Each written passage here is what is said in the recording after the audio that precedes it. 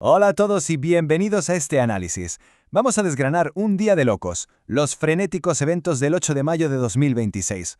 Un día que es el ejemplo perfecto de cómo la geopolítica moderna va a la velocidad de la luz. Porque no hablamos de incidentes aislados, hablamos de una red tan compleja que un solo chispazo en un rincón del planeta hace temblar los cimientos al otro lado del mundo. A ver, ¿cómo narices acaba un choque naval en Oriente Medio provocando que falte tinta para envases en Japón? Suena a titular absurdo sacado de una novela de ciencia ficción, ¿verdad? Pues de eso va esto. Vamos a ver estos eventos como si fueran piezas de dominó gigantes. Para entender esta locura de reacción en cadena, tenemos que ir a ver dónde cayó la primera ficha. Empezamos con el primer punto. Grietas en el alto el fuego de Oriente Medio. Aquí es donde esa frágil estabilidad saltó por los aires.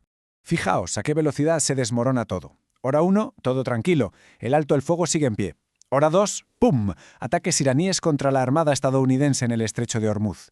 Tercera hora, Estados Unidos ya está lanzando ataques de represalia. Y para la cuarta hora, Israel ataca en Beirut. Una escalada militar rapidísima y severa. Y eso que el presidente Trump sostenía que el alto el fuego seguía intacto.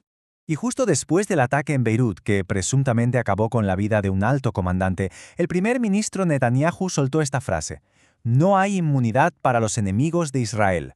Una declaración de intenciones clarísima. Nos deja ver que ahora mismo la política es de tolerancia cero y que las operaciones militares están muy por encima de cualquier pausa diplomática. Ojo a este dato: de 3 a 4 meses. Un informe confidencial de la CIA calcula que la economía iraní puede aguantar el bloqueo naval de Estados Unidos durante ese tiempo antes de ahogarse de verdad. Vamos, que esto no se va a resolver mañana. Tenemos un margen de resistencia que nos garantiza meses de tensión y de incertidumbre mundial. Pero claro, mientras vuelan los misiles, los teléfonos echan humo. En un esfuerzo diplomático contrarreloj, el secretario de Estado Marco Rubio se reunió en privado con el Papa León XIV en el Vaticano. Un intento desesperado por buscar algo de estabilidad en múltiples frentes, mirando tanto a Oriente Medio como a los asuntos de nuestro propio hemisferio. Pasamos al punto 2, las ondas de choque en la economía global. Vamos a ver cómo este lío en Oriente Medio le pegó una sacudida inmediata a los mercados. $104.18. Así se puso el barril de Brent de golpe. Una subida brutal de casi el 3% motivada única y exclusivamente por el miedo al conflicto entre Estados Unidos e Irán. Y ya sabemos qué pasa cuando el petróleo rompe la barrera de los $100. El coste de producir y transportar cualquier cosa se dispara en todo el mundo. Y aquí está el famoso efecto mariposa del que hablábamos. Mirad el paso a paso. El caos en Hormuz obliga a los Emiratos Árabes a apagar los radares de sus barcos a escondidas por seguridad. Esto dispara el mercado y lleva a Trump a proponer suspender el impuesto a la gasolina.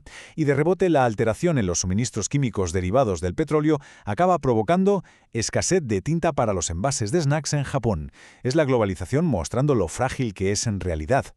Lo que nos lleva a la sección 3. Crecientes amenazas a la seguridad mundial. Porque el impacto no se quedó solo en el bolsillo, el riesgo se disparó en todas partes.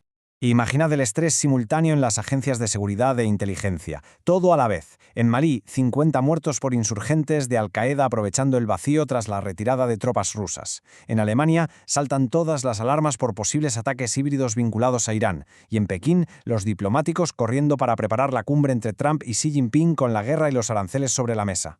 El mundo entero en alerta máxima el mismo día.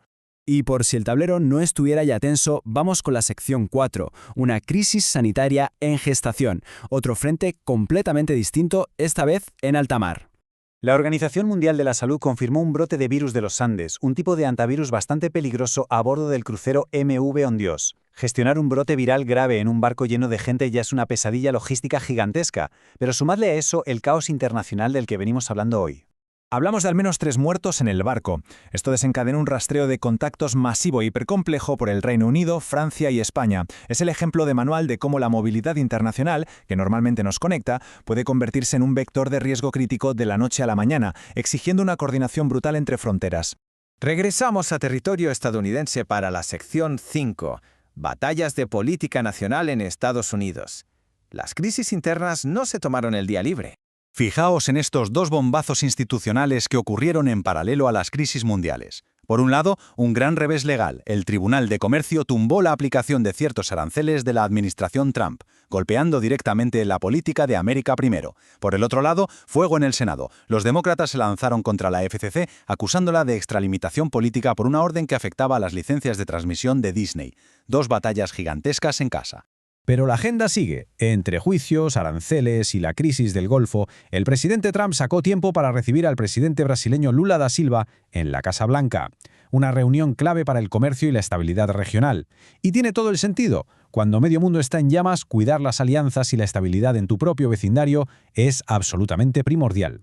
Después de ver esta increíble cascada de acontecimientos, la conclusión es bastante clara. Vivimos en un sistema increíblemente interconectado. Hemos trazado una línea desde un misil en un estrecho hasta el precio del combustible, la falta de tinta en Japón, alertas terroristas y crisis sanitarias. Todo en un solo día. Así que la gran pregunta que nos queda en el aire es esta. Viendo cómo un solo chispazo provoca una ola de este calibre, ¿están realmente preparadas nuestras sociedades e instituciones para soportar el próximo efecto dominó global? Definitivamente, es para pensarlo.